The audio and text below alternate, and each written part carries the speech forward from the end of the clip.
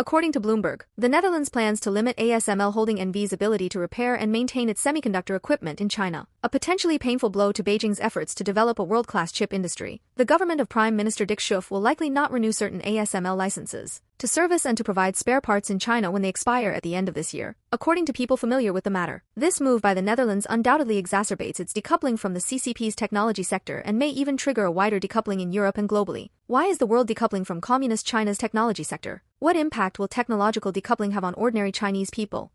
What is the real reason for Fan Yifei's arrest? Fan Yifei revealed to the US and the West about the CCP's comprehensive plans and policies for the digitalization of RMB before its implementation, including the Belt and Road Initiative, the CCP's alliance with the Middle East, the digitalization of RMB, and the plan of turning the digital RMB into digital petro RMB. After the Americans and Europeans learned about it, they made up their minds to launch a technological decoupling from Communist China in terms of chips. They told the CCP explicitly, if you dare to go further in the digital RMB, if you set up traps for us in the Middle East, if you make trouble for us in Europe, we will completely decouple from you to overcome food crises, social crises, and economic crises happening in Communist China.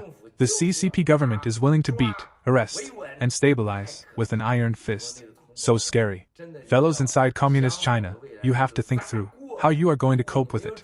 But if you are not ready, and not completely ready for the great challenge of life, such as COVID vaccine disasters, cancers, and death looming over the entire society, as well as sanctions from the West, you will hardly survive. Have a look at recent sanctions toward chips, particularly industrial chips, as well as sanctions of EDA softwares. And the CCP is still bragging. See how scary it is? The level of medical safety, social safety, public safety, electricity supply, trains and airplanes will soon reach to the North Korean level. But disasters in China will surely be times bigger than that in Iran and North Korea, because they have a much smaller population and it was easy for them to handle social problems. With more than 1 billion population, or let's just say 800 million, disaster would arrive in an instant. Even one day without food would be unbearable.